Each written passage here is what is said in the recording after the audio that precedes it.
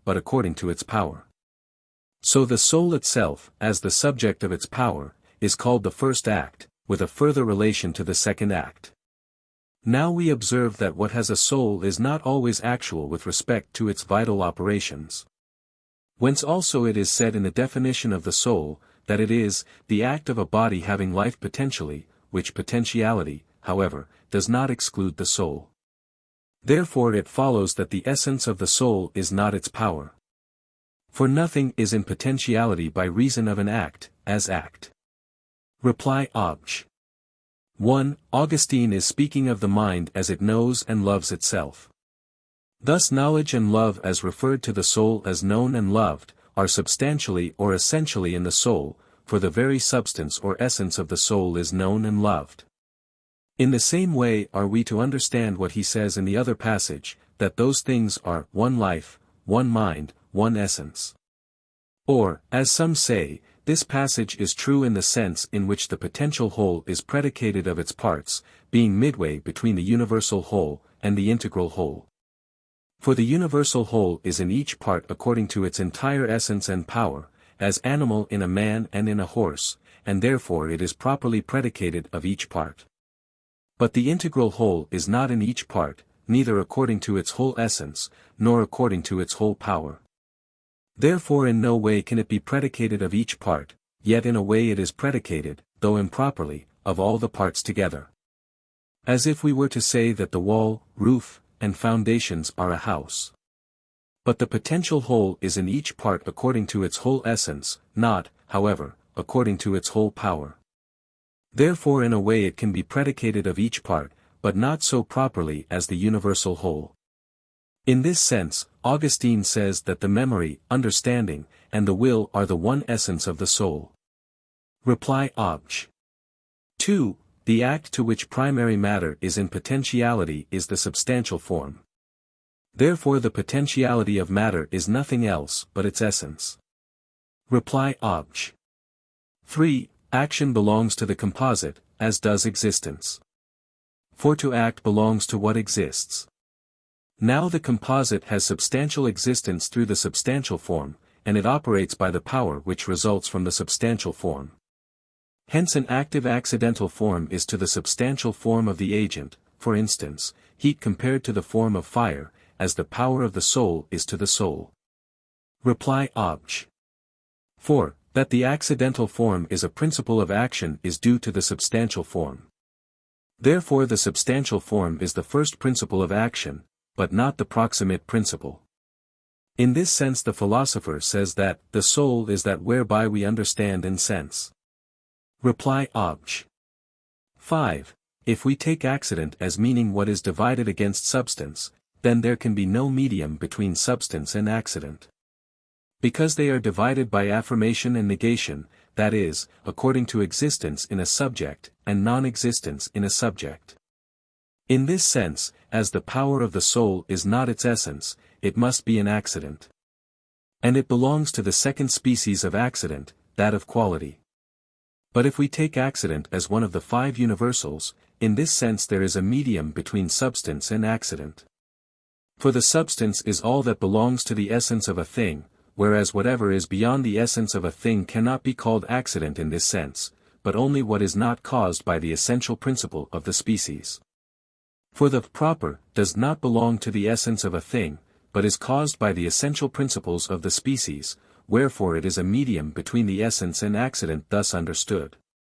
In this sense the powers of the soul may be said to be a medium between substance and accident, as being natural properties of the soul. When Augustine says that knowledge and love are not in the soul as accidents in a subject, this must be understood in the sense given above, inasmuch as they are compared to the soul, not as loving and knowing, but as loved and known. His argument proceeds in this sense, for if love were in the soul loved as in a subject, it would follow that an accident transcends its subject, since even other things are loved through the soul. Reply Obj. 6. Although the soul is not composed of matter and form, yet it has an admixture of potentiality, as we have said above, 75 quetzales, 5, add 4, and for this reason it can be the subject of an accident. The statement quoted is verified in God, who is the pure act,